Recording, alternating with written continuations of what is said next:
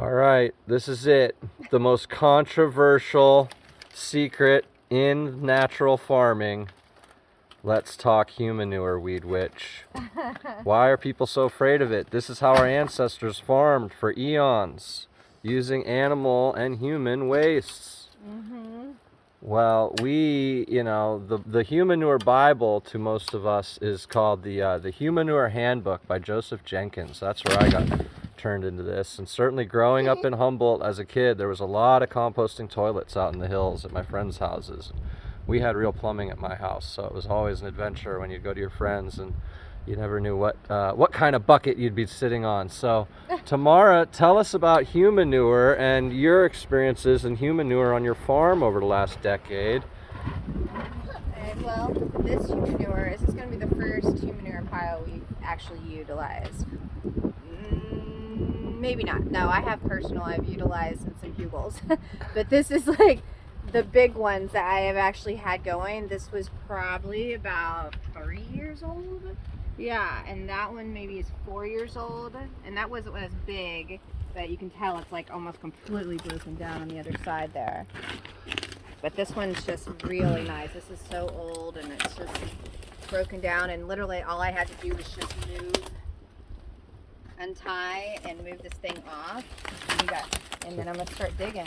And so the Humanure, how we build it is that we put straw down first initially, like a nice amount of straw.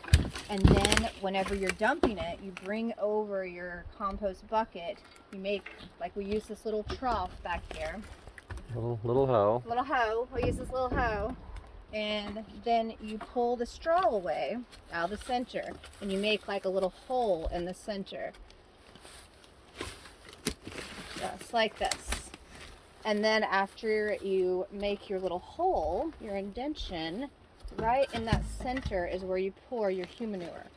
And then after you're done, you kind of rake this all back on top and just let it do its thing. And then I'll add more straw around, and it just keeps building up this way. And then inside the Humanure, the people whoever uses it will put ash, lime, kind of soil, kind of whatever we've got, we'll use to keep the smell down. And then that actually gets added in with the Humanure. So you can see like there's a lot of ash I'm seeing down here. There's even times that we had so much ash that we just kind of just pour the ash on it to make sure. And I've never had a problem with smell. And as long as you do it, and you keep it covered, you kind of do this method I found through the center and recovering, then you really don't have any smell or odor or problems.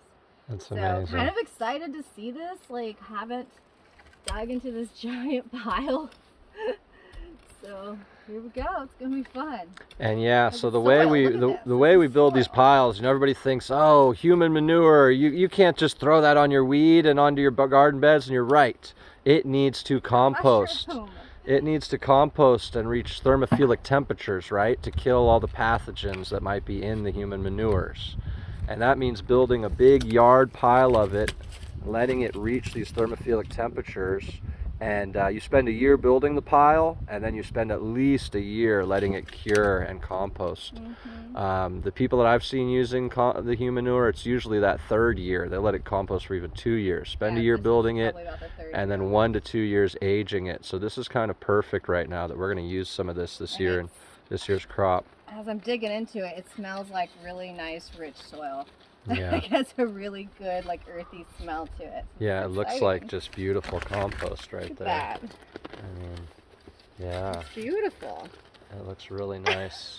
So we're actually going to use some of this in our soil mix today to start our ganja seeds, our full-term cannabis seeds for the personal use grow here at Heal Thyself Gardens. And so how old is this pile? This is really broken down. It looks like 4 or 5 years. at least 4 or 5 years ago. So we should dig some of this out as well, because that's probably really broken down. Definitely. And it wasn't as full as this one was when we stopped using it. So it's all about diversity. So we're going to try to gather as many different composts from around the property as we can, just to have as much diversity as possible.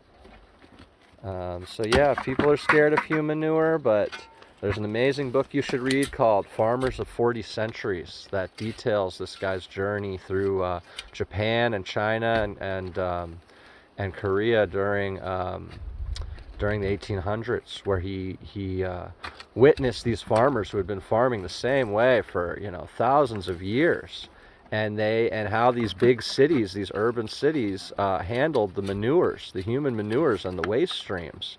And there was thriving markets for these manures because it was such good fertilizer for the farms. It was such an important part of agriculture, and they were really masters of composting human and animal waste and turning it into fertility. And that's how these countries were able to farm, and this is how our ancestors farmed for eons before the advent of chemical agriculture and industrial agriculture. So by getting back to these simple ways and processing our own waste streams on the farm and turning them into resources, we're really doing some good here. We're really closing a loop, closing a poop, dare I say. Yeah. Is this the closed poop farming?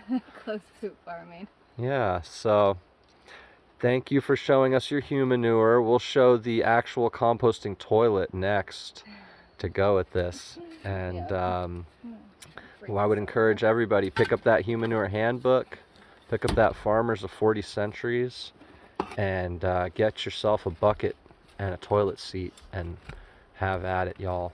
All right, thank you, Tamara. Have fun digging in the poo. Yeah.